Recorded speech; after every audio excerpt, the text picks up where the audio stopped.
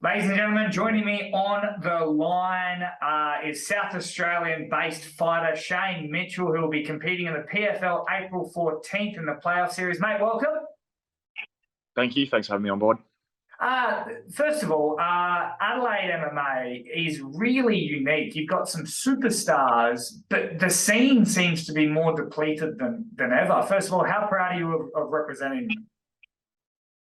Yeah, that's one of my biggest dreams I've had is representing Australia rather than just Adelaide alone. To represent Australia, that's sort of like a dream come true. It's good. Yeah, it's great, and to be signed with the PFL, is that where you thought you would be headed? Obviously, a lot of guys go up wanting to do the UFC, but the PFL has this unique format. Yeah, look, I think everyone's sort of goal when they're coming up through the ranks is the UFC. Everyone's got their eye on the UFC, so we were chasing that for quite a bit. Definitely, it just got to the point where I was just happy to take any sort of international level organization on. Once I got word of PFL, oh, you're never going to turn it down. So as soon as I said the PFL, I was straight on board. Yeah, you're not gonna refuse it.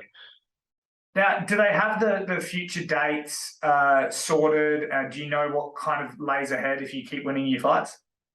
Yeah, they're all 9 weeks apart. So next one I think is June 23rd. I think it is. Yeah, it's around that sort of date. But yeah, all 9 weeks apart.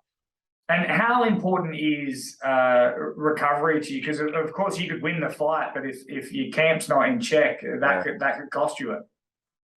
Yeah, 100%. Yeah, got to keep the body as healthy as you can. I think that the quick turnarounds is, I guess, part of the challenge, isn't it? If you go on and have an absolute war and you get some injuries, yeah, it might get in the way there. But see how it goes. They do have a little bit of modified rules, like no elbows. I think that's just to prevent the cuts. But in the finals, they might possibly have the elbows. But yeah, I think they try to prevent any cuts or any sort of major injuries. But we all know the sport, and sometimes it can happen. And are you a fan of the elbow? Yeah, look, I would personally use it definitely in certain situations. 100%, yeah. Now, do you know much about the rest of the field?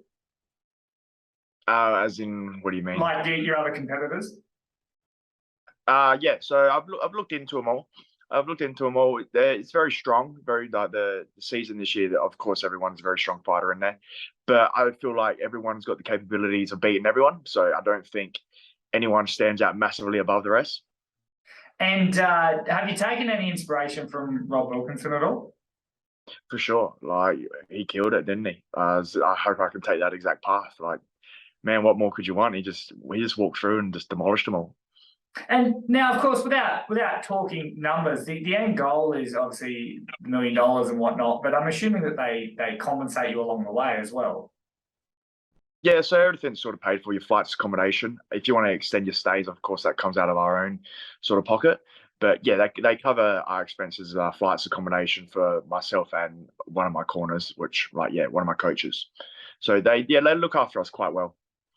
And did you know? Did you go out after the PFL? Did your management team kind of have that sitting there? Did they have eyes on you? How did that sort of pan out? With the management team, I actually only just recently jumped on board with Reese from August Sports.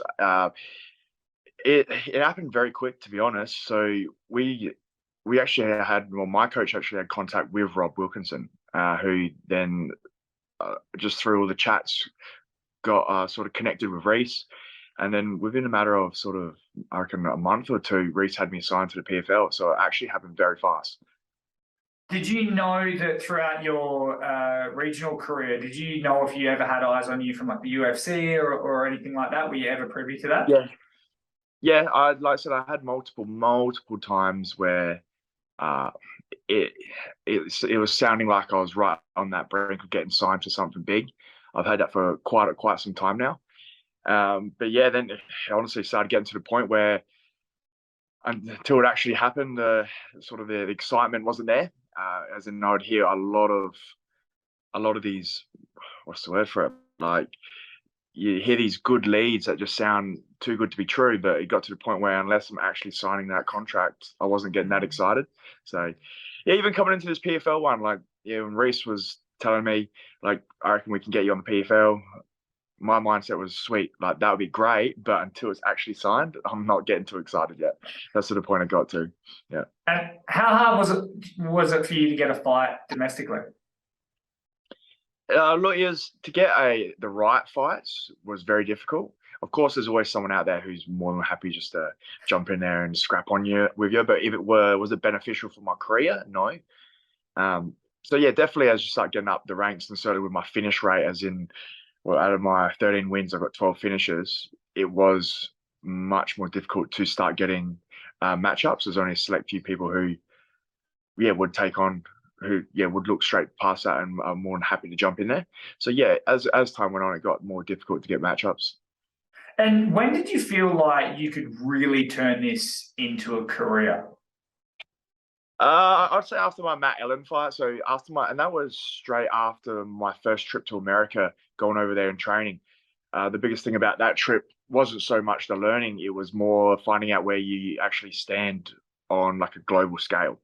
And I found once you went over there, trained with a lot of those American high level guys. So I went to American top team in Florida. So a lot of UFC guys, a lot of like real high level guys there. After that, you sort of realize like here, well, my striking level was extremely high. Like I pretty much had no issues at all standing with all those guys. The wrestling attribute at the time, I definitely needed to perk up a little bit, which I've done that over the last 6-7 years since I've been there. So yeah, after sort of that trip made me realize, all right, like Australia definitely has that level to like be able to compete with everyone on the globe. And then look at the Aussies now in the UFC, and then like Rob Wilkinson, the PFL, they're killing it. So yeah, Australia definitely has the tools. Did you get to mix it up with like the Dustin Poiriers and all that sort of stuff? Did you get? Yeah, how'd you go? Yeah. So actually, I had some good sparring sessions with Poirier. We actually got quite into it at one stage. Colby Covington did some rounds. Colby, great dude. He's actually very polite. He's probably the most humble out of all of them. And mind you, what you see on TV doesn't look like it. In person, he's actually extremely nice, extremely humble, extremely like, yeah, give you advice, compliment, and stuff like that. Yeah, Poirier is a bit more reserved, kept to himself. Great, like, yeah, when you spar with him, he means business. Yeah, he doesn't fuck around, that's for sure. Yeah, and a few other boys. I did a bit of work with Masvidal. Not a whole lot though. I didn't honestly do a massive amount with Masvidal. We literally just did wall rounds, no sparring, just did wall rounds. I don't think he was coming into a fight then. He was actually walking around pretty heavy at the time. So yeah, I didn't get into too much work with him. Other than that though, yeah, there's quite a number of UFC guys still floating around the gym. But yeah, the one I got to work in the most was sparring would have been like, yeah, Poirier. Did quite a few rounds with him. And then you get the kinds of like, yeah, Dos Santos, like big Junior Dos Santos. He's floating around the gym, but big unit. Never did any work with him, but he was a lovely dude as well. He was a lovely guy, yeah. So yeah, overall, it was a good experience. Yeah, and that's what sort of made me think Australians have what it takes. That's what I mean. When you walk into that gym for the very first time, does it make you go like, oh man, I'm quite intimidated, or are you like, no, yeah, like I belong from day one? I've actually got a great story like this. I probably couldn't have had it any better welcoming to that gym. When I walked in there, pretty much just sort of, they knew I was coming. I was coming to like sort of just the whole meet and greet. When I was in there, the boys were sparring on the mats. I mean, when they're sparring, there's probably like 50 guys on the mats, huge area. Two of them got that carried away. The fight actually got serious and spilled into the lobby, and they were just scrapping in the lobby. Like he went mental. Like two guys just absolutely went at each other. Mind you, it was only a little fella, and then like a real big, like maybe a light heavyweight. I think it would have been like a featherweight versus a light heavyweight. I remember the light heavyweight just hunting for this little dude, saying like, "I told you if you're going to go hard, I'm going to go hard back." And they just started like, everyone had to get in between them in the lobby and spread them apart. I was like, Jesus, all right, these guys are pretty serious here. But I think that was just like, I've never seen anything like that since ever. Like once I come in and seen that, the rest of the trip, there's nothing else like that. I think that was just a bit of a fluke, rocking up on that. That's great. So I was going to say, is there anything that you've sort of taken back to your training in Australia and gone like, no, we have to do this now in Australia to get to that level? The grappling, for sure. certainly with me, my grappling back then. So I can't remember what year I went. So this is probably like 7 years ago. I went over there. The grappling was all right, and he really amped that up. Certainly, some of these guys who are just relentless wrestlers. Yeah, so that's definitely one thing. Coming back from there, I was just like, I need to amp up the floor work. And is there anything that you think Australian domestic MMA could do a little bit better? Everything's sort of getting they're a lot better. So I think the Australian ground game is definitely right up there now, as in our grappling. I mean, we got some very world-class grapplers in Australia now. Honestly, I think the confidence in the striking is lacking now. I feel like a lot of the fighters come through the ranks now actually, some of them they throw well, but their composure, I think that's one thing a lot of lacking right now is just that. But mind you, I don't think it's a skill base. I think it's just a personal attribute to have, is that confidence and composure. We've been able to stand there and trade and not freak out about getting clipped. I feel like that's one thing that changes or makes a big difference in a fighter, when someone can be very composed in the striking, very comfortable with accepting that your opponent's trying to take your head off. I feel like that's one thing you don't actually see much. I think there's still a bit of, like I said, with the striking, it's a bit more brawling, and then people trying to enter the grapple now, and the grappling is quite technical now. Whereas the striking, I'm still yet not to see some very, very technical strikers in the Australian scene. Sort of like you look at Adesanya when he come through, so cool, calm, collected, like wasn't phased about those exchanges where he's going to get clipped. Didn't like throw his punches and real like dive into the opponent and end up clinching, end up wrestling. Yeah, so I feel like that there's a big part of why I'm having good success as well, is just the composure and the striking. And what got you into MMA just to begin with? Honestly, I actually started off just working for the gym, CardioFlex. I just started working there, just doing a bit of like gym maintenance and managing. And just because I was there all the time, the classes were running, I just slowly just started jumping into the classes. Next thing I knew, I was competing. So I was just around the sort of atmosphere of it all.